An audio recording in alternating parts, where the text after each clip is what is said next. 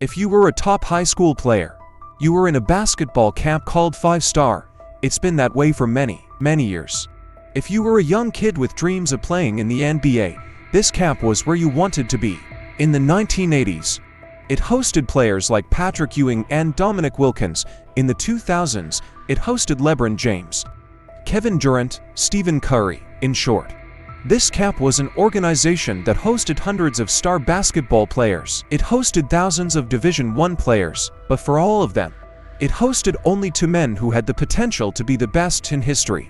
I'm talking about two men who attended this camp at the same time. One was Michael Jordan, as you can imagine, and the other was Len Bias, who never played a single NBA game.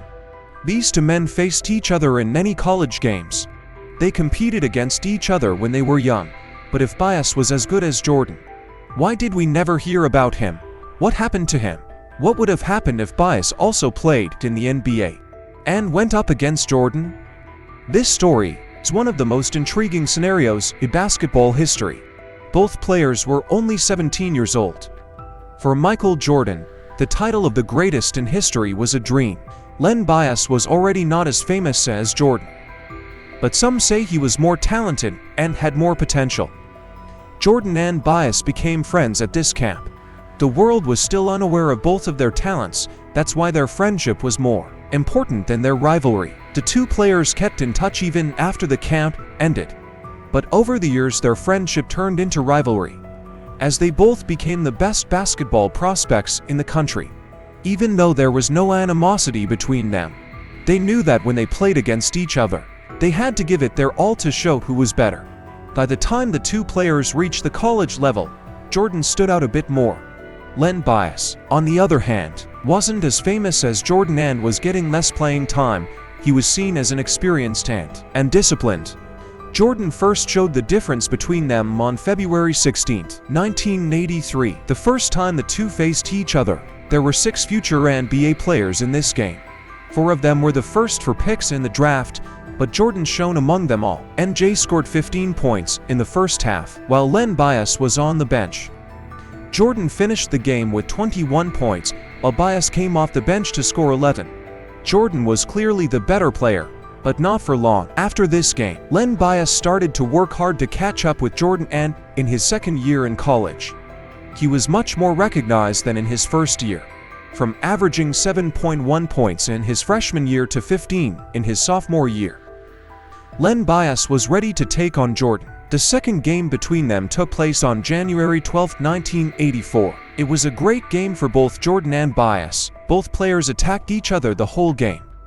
Jordan scored 21 points in the game and was his team's second leading scorer, while Bias scored 24 points, 16 in the first half, and was his team's leading scorer.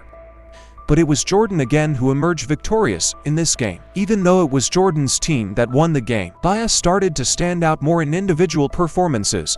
Whatever the outcome of the game, one thing was for sure: Len Bias was coming. What was even more certain was that Jordan didn't like it, and made it his goal to prove that he was better than Bias. Described by commentators as undisciplined, Bias was twice named Player of the Year and twice named to the All-American team during his college career.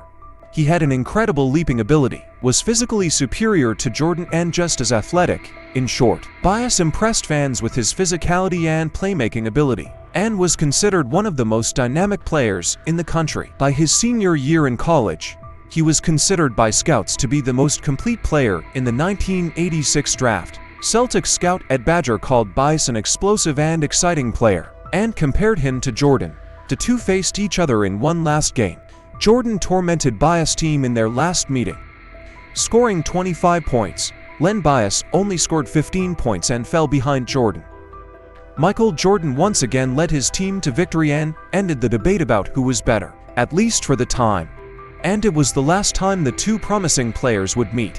Unfortunately, their rivalry did not carry over to the NBA after college, as Bias tragically passed away a few days after being drafted by Boston. Judging by Bias' development throughout college, and who he was compared to, he showed great promise. He and Jordan would probably have a rivalry that would last for many years. In the 1986 draft, Boston selected Len Bias with the 2nd overall pick. He posed smiling with his Boston cap. Everybody had seen him and knew him. People were really excited for the new season to start and to watch Bias. People were really looking forward to the start of the new season and watching Bias. After the draft, Bias returned home to Maryland with his family. The next day he attended various meetings and went to meet with Reebok. Bias was to Reebok what Jordan was to Nike. Their only priority was to get Bias and produce his shoes. Reebok officials offered the player a 5-year deal. After the meeting, the player returned to the hotel where he was staying with his teammates, and for the next 3 to 4 hours, Bias and his friends did something they shouldn't have done and snorted cocaine. Bias and teammate Terry Long were sitting on the couch chatting when Bias slowly lay down as if he was going to sleep and started to have a seizure. His friends immediately called an ambulance, but Bias was unconscious and not breathing. When the paramedics arrived, they administered first aid to help the actor breathe. This didn't work either. The paramedics decided to take Bias to the hospital. His teammates put on whatever they could find and followed the ambulance to the hospital. Once Bias was taken to the hospital, they made additional attempts to revive him. From 6 a.m. to 8:30 a.m., they worked to revive him. While Bias was being treated at the hospital, all his friends were already being interrogated. Finally, at 2:15 p.m., it was announced that Bias had died of cardiac arrhythmia caused by cocaine use. There were no other drugs or alcohol in his system. It was probably the first time he had tried this substance. The sudden death of an athlete who was constantly undergoing medical tests also surprised the doctors, and it happened within minutes. If he had been treated in the first minutes, he might have lived, but that was not certain. In order for us to understand the importance of Len Bias, a person who lived in those times described that day as follows: "I vaguely remember John Lennon being killed. I saw my dad crying, which I've never seen my dad cry.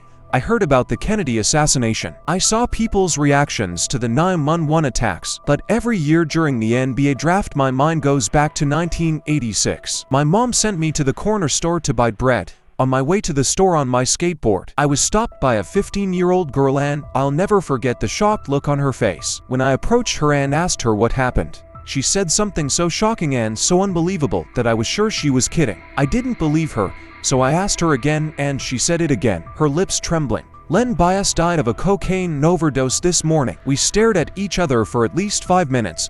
I thought he was kidding on the way over. We watched Bias get drafted 2nd overall just 2 days ago, wearing a Celtics cap. When I got home with the bread, I saw my mom's face. That's when I realized the terrible truth. The whole country was shocked. More than 11,000 people attended Bias' funeral for days after his death. He was such an important figure. That same day, all his teammates in that hotel room were subjected to serious interrogations. A teammate named Tribble was found guilty of possession and supply of a controlled substance. Terry and David, with whom Bias was chatting on the couch, were charged with possession and obstruction of justice because they were evasive during interrogations. Although the charges against these 2 players were eventually dropped, 3 more charges were added against a teammate named Tribble. 1 charge of conspiracy to obstruct justice, and 2 other charges of obstruction of justice. Tribble was sentenced to 10 years and 1 month in prison 3 years after the trial. Len Bias's death also led to a law named after him. The anti-drug law called for a $20 million fine and 2 years to life in prison for any supplier of a controlled substance who caused the death or injury of a person. This law is also known as the Len Bias Law. But what would have changed if none of this had happened? Boston Celtics were a great roster that won 3 championships in this 5-year period. Bias, the 2nd overall pick, would have been added to that roster. Maybe Bias wouldn't have shined like Jordan in his first year, and his minutes would have been limited. Celtics would have seen more conference finals and NBA finals for many years to come.